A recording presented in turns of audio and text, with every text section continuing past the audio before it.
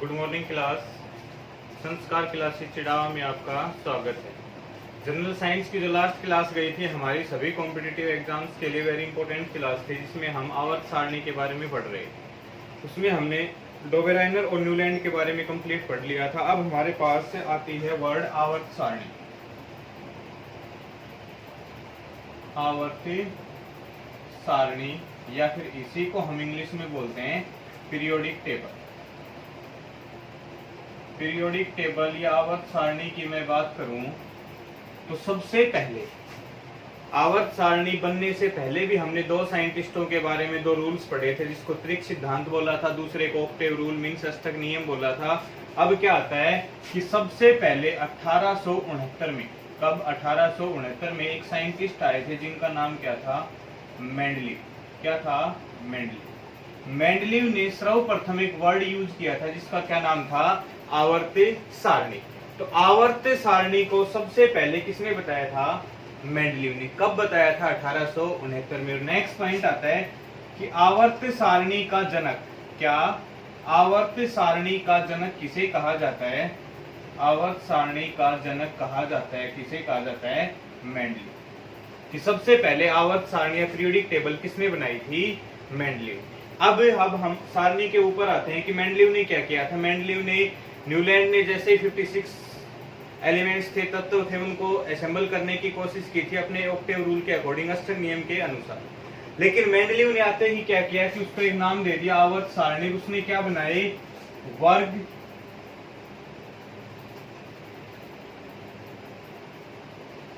सबसे पहले उन्होंने क्या बनाए? ग्रुप, जिनको हम क्या कहेंगे? वर्ग। दूसरा क्या बनाया उन्होंने?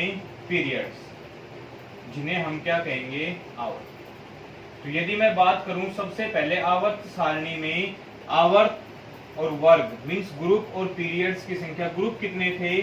9, और आवर्त सारणी में पीरियड्स की संख्या कितनी थी? 7। क्लियर हुआ?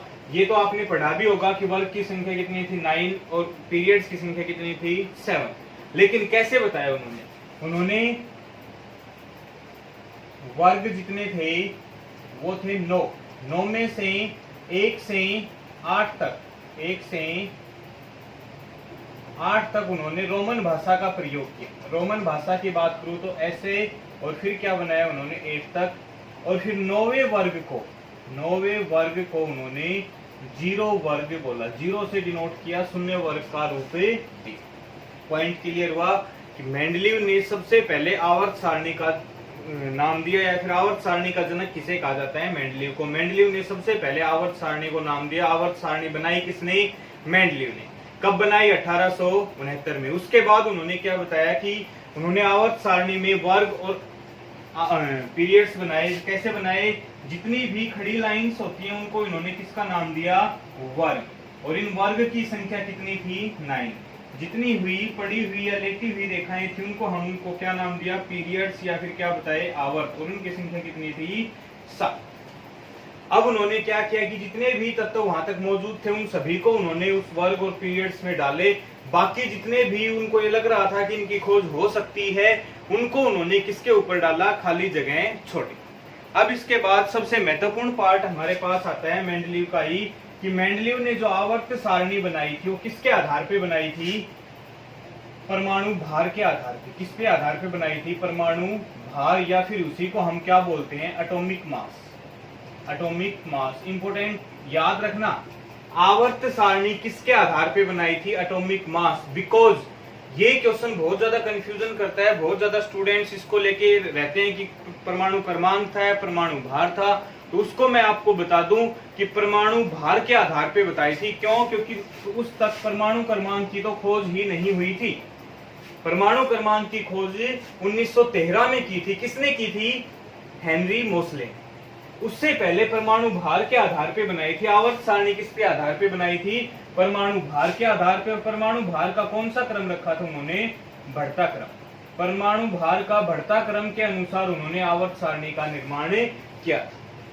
अब क्या हुआ कि मेंडलीव के एक शिष्य थे, बहुत ही इंटेलिजेंट शिष्य थे। उन्होंने क्या किया कि आवर्त सारणी को, पीरियोडिक टेबल को उन्होंने आधुनिक आवर्त सारणी, मॉडर्न पीरियोडिक टेबल का नाम देके, और आज के दिन जो हम प्रयोग कर रहे हैं वो कौन सी कर रहे हैं, मॉडर्न पीरियोडिक टेबल या आधुनिक आवर्त सारणी। तो उससे पहले क्या था कि केवल और केवल किसके ऊपर थी, परमाणु भार, और परमाणु भार के कौन सा क्रम था, बढ़ता क्रम। अब जैसे ही हेनरी मोसले आए तो उन्होंने आवर्त सारणी या पीरियोडिक टेबल के कुछ ड्रॉबैक्स देके, कुछ कमियां देके उन्होंने आधुनिक आवर्त सारणी का निर्माण किया। तो अब हम सबसे पहले उसकी जो महत्वपूर्ण कमियां हैं उन कमियों को पढ़ रहे हैं कि कमियां क्या क्या थी, किसमें कमियां, किसकी, आवर्त सारणी, आवर्त सारणी की क्या क्या कमियां रही जिसके आधार पे उसको कैंसिल किया गया और उसके जगह कौन सी बनाई गई, आधुनिक आवर्त सारणी। तो सबसे महत्वपूर्ण और सबसे इंपॉर्टेंट जो दोष बोला जाता है वो कौन सा था, हाइड्रोजन दोष। कौन सा बोला जाता है, हाइड्रोजन दोष। याद रहे, इंपॉर्टेंट क्वेश्चन है कंपटीशन एग्जाम्स के लिए कि आवर्त सारणी में सबसे महत्वपूर्ण दोष कौन सा था, हाइड्रोजन दोष। या फिर हाइड्रोजन दोष से होता ही क्या है, क्या हुआ था हाइड्रोजन दोष में, क्योंकि हाइड्रोजन दोष को परमाणु भार के स्थान पर उन्होंने पहले वर्ग में रखा। कौन से वर्ग में रखा, पहले वर्ग में रखा, मींस फर्स्ट ग्रुप में इसको रखा गया। लेकिन क्या था, ये मैच करता था कौन से वर्ग के साथ, हैलोजन वर्ग के साथ। कौन से वर्ग के साथ, हैलोजन वर्ग के साथ। और इससे कंफ्यूज होने की जरूरत नहीं है, ध्यान रहे ये दोष आज भी प्रेजेंट है आधुनिक आवर्त सारणी में, क्योंकि आज भी उसको पहले वर्ग में ही रखा जाता है, लेकिन फिर भी वो मैच किसके साथ करता है, 17वें वर्ग के साथ। तो क्लियर हुआ। सबसे पहला दोष कौन सा था, हाइड्रोजन दोष, कि मेंडलीव हाइड्रोजन का स्थान निश्चित नहीं कर पाए कि उसका स्थान क्या रहेगा, means position of hydrogen not defined, means hydrogen की जो पोजीशन थी आवर्त सारणी में वो डिफाइन नहीं की थी, किसने, मेंडलीव ने। उसके बाद क्या हुआ, सेकंड दोष क्या था कि Ag और Cu मींस सिल्वर और कॉपर दोनों की सेम प्रॉपर्टी होने के बाद भी इन्हें अलग अलग वर्गों में रखा गया। कि कॉपर और सिल्वर दोनों की सेम प्रॉपर्टी मींस समान गुण होने के कारण भी उन्हें अलग अलग वर्गों में रखा गया, ये भी दोष था। कुछ तत्व ऐसे थे जिनका परमाणु भार ज्यादा होते हुए भी, परमाणु भार ज्यादा होते हुए भी उन्हें कम परमाणु भार वाले से पहले रखा गया। क्या हो गया, जिसका परमाणु भार ज्यादा था फिर भी उसको पहले रखा गया, लेकिन उन्होंने नियम क्या बनाया था कि परमाणु भार का बढ़ता क्रम, कि पहले कम फिर ज्यादा फिर उससे ज्यादा। तो क्या हुआ, कुछ प्रॉपर्टीज मैच नहीं होने के कारण उसको परमाणु भार के बढ़ते क्रम से भी क्या रखा गया, पहले रखा गया। क्लियर हुआ। ये कमियां रही, इन कमियों के होने के कारण क्या किया गया कि आवर्त सारणी को कैंसिल कर दिया गया, मींस उसके बाद फिर एक और आवर्त सारणी बनी जिसका नाम क्या था, आधुनिक आवर्त सारणी। आधुनिक आवर्त सारणी या फिर इसी को हम क्या बोलेंगे, आधुनिक आवर्त सारणी, आधुनिक आवर्त सारणी, या फिर इसी को हम बोलेंगे मॉडर्न पीरियोडिक टेबल। क्या बोलेंगे, मॉडर्न। दूसरी चीज क्या हो गई, पीरियोडिक, और तीसरी चीज क्या हो गई, टेबल। क्या आधुनिक आवर्त सारणी या फिर क्या बोला गया कि मॉडर्न पीरियोडिक टेबल का ही नाम दिया गया। किसको दिया गया कि उसको जैसे ही आवर्त सारणी की कुछ कमियां रही उसके बाद आधुनिक आवर्त सारणी का निर्माण किया गया। किसने किया था इसका निर्माण, हेनरी मोसले ने। किसने किया था, हेनरी मोसले।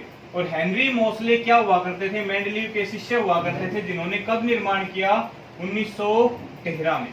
कब निर्माण किया गया, 1913 में। कि हेनरी मोसले जो कि मेंडलीव के शिष्य थे, उन्हें बाद में चल के 1913 में किसका निर्माण किया गया, आधुनिक आवर्त सारणी का। और सबसे महत्वपूर्ण खोज कि हेनरी मोसले ने ही किसकी खोज की, परमाणु क्रमांक की। किसकी खोज की, परमाणु क्रमांक की, या फिर इसी को हम बोले तो किसकी खोज की, एटॉमिक नंबर की। एटॉमिक नंबर या परमाणु क्रमांक की खोज किसने की थी, हेनरी मोसले ने। कब की थी, 1913 में। 1913 में जैसे उन्होंने खोज की परमाणु क्रमांक की, और परमाणु क्रमांक के आधार पे ही उन्होंने क्या बनाई थी, मॉडर्न पीरियोडिक टेबल। क्लियर हुआ। ये पॉइंट शायद आपको दो नजर आ रहे हैं, लेकिन क्वेश्चन बहुत ज्यादा इसमें क्लियर होंगे कि क्या थे। सबसे पहला पॉइंट कि आधुनिक आवर्त सारणी का निर्माण किसने किया, हेनरी मोसले ने। कब किया, 1913 में।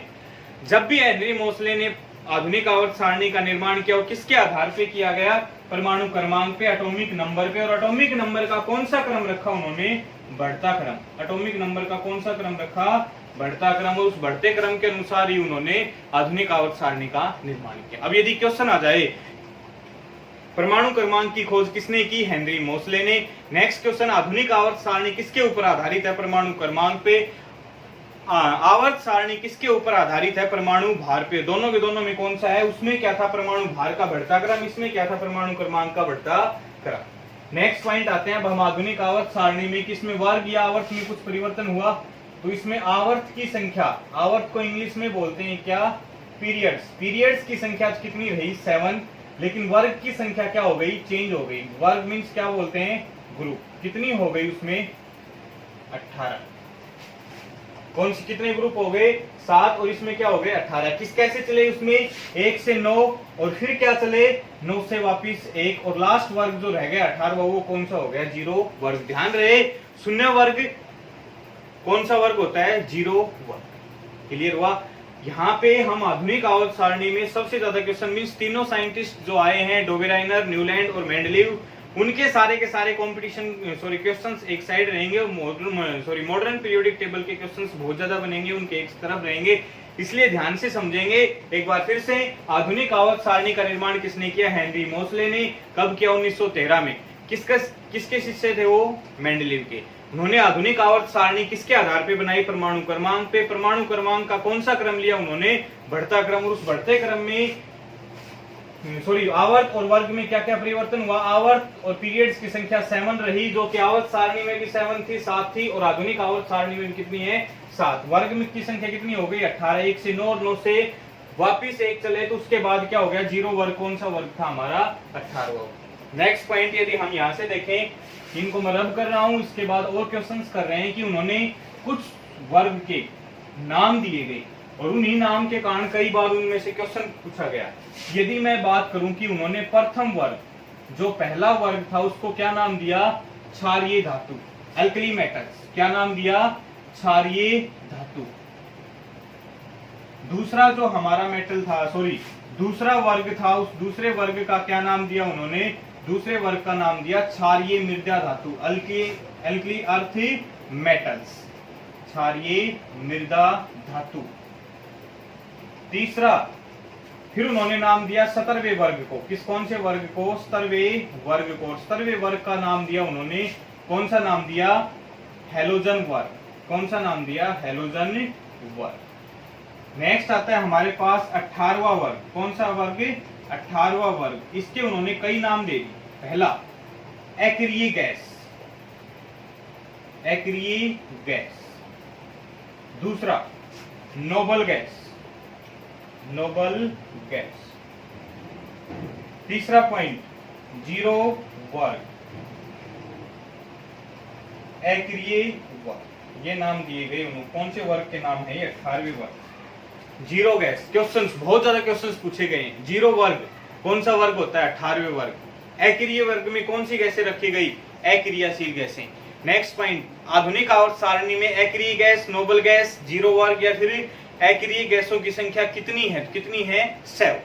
क्लियर हुआ कि उन्होंने कुछ वर्गों के स्पेशल नाम दिए थे। क्या दिया था? प्रथम वर्ग क्या था? क्षारीय धातु। दूसरा वर्ग क्या था? क्षारीय मृदा धातु मीन्स ये अल्कलीन मेटल्स, ये अल्कली अर्थ मेटल्स। 17वां वर्ग क्या था? हैलोजन वर्ग। 18वां वर्ग क्या था? अक्रिय गैस। नेक्स्ट, 18वें वर्ग को एक बार मैं क्लियर कर रहा हूं कि ये अक्रिय गैस कैसे होते हैं, क्योंकि किसी भी चीज के साथ क्रिया नहीं करते।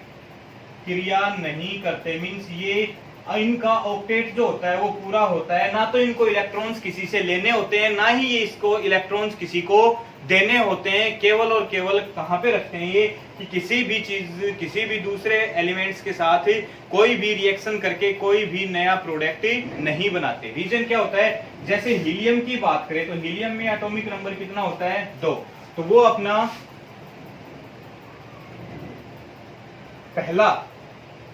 पहला जो ऑक्टेट है वो कंप्लीट रखता है, जो क्या होता है? कितनी संख्या होती है? 2। क्लियर हो गया? उसके बाद 2 के बाद उसको ना तो किसी से लेने की जरूरत होती है, ना ही किसी को देने की जरूरत होती है। जैसे उसके बाद क्या आता है? आर्गन आता है। कितना होता है? 18 होता है। क्या होते हैं? Helium, argon, krypton, xenon, radon, ये सारी की सारी कौन सी गैसें होती हैं? अक्रिय गैस। नेक्स्ट क्वेश्चन है अक्रिय गैसों पे ही कि सबसे भारी गैस कौन सी होती है? रेडोन होती है। कौन सी होती है? रेडोन। लेकिन ये वायुमंडल में नहीं पाई जाती, वायुमंडल में नहीं पाई जाती। दूसरी, वायुमंडल में पाई जाने वाली सबसे भारी गैस कौन सी होती है? कौन सी होती है? जीनोन होती है। क्लियर हुआ? दोनों पार्ट्स आपको समझ में आने चाहिए, क्योंकि ये सारे के सारे क्वेश्चंस वो क्वेश्चंस बता रहा हूं मैं जो कि कंपटीशन में कई बार पूछे गए हैं, पूछे जाने के साथ साथ आपके आगे भी आने के चांसेस बहुत ही ज्यादा हैं। क्या है कि 18वें वर्ग को क्या कहते हैं? एक्रिय गैस, नोबल गैस, जीरो वर्ग या फिर एक्रिय वर्ग कहा जाता है, क्योंकि किसी भी चीज के साथ कोई भी अभिक्रिया नहीं करता, क्योंकि इनका जो ऑक्टेट होता है वो क्या होता है? पूरा। क्लियर हो गया? नेक्स्ट पॉइंट क्या आता है कि सबसे भारी गैस कौन सी होती है? Radon gas. Next point, brain tumour और कैंसर के उपचार के लिए भी कौन सी गैस प्रयोग की जाती है? रेडोन। ध्यान रहे मैं इन पॉइंट्स को बोल रहा हूं और ये क्वेश्चंस भी बहुत ज्यादा इंपॉर्टेंट है। सबसे भारी गैस रेडोन होती है, लेकिन ये वायुमंडल में मुक्त रूप से नहीं पाई जाती। दूसरा पॉइंट होता है वायुमंडल में मुक्त रूप से पाई जाने वाली गैस कौन सी होती है? जीनोन। ये एक्स से आप ये मत देखना कि ये वायुमंडल में लिख रहा हूं मैं, नहीं पाई जाती और ये वायुमंडल में पाई जाती है। सबसे भारी गैस कौन सी होती है? जीनोन। नेक्स्ट पॉइंट, कैंसर और ब्रेन ट्यूमर के उपचार के लिए भी कौन सी गैस प्रयोग की जाती है? जीनोन। अब हमारे पास कुछ इसके इलेक्ट्रोनेगेटिविटी, साइज के अकॉर्डिंग, एटॉमिक रेडियस के अकॉर्डिंग, प्लस इसके कुछ न कुछ क्वेश्चन आंसर नेक्स्ट क्लास में हमारे कंप्लीट होंगे। आज के लिए हमारे पास यही है कि हमने आवर्त सारणी और आधुनिक आवर्त सारणी को पढ़ाया। आधुनिक आवर्त सारणी का एक पार्ट बचा हुआ है, प्लस उसके साथ साथ कुछ क्वेश्चंस भी इंपॉर्टेंट हमें करेंगे। Thank you.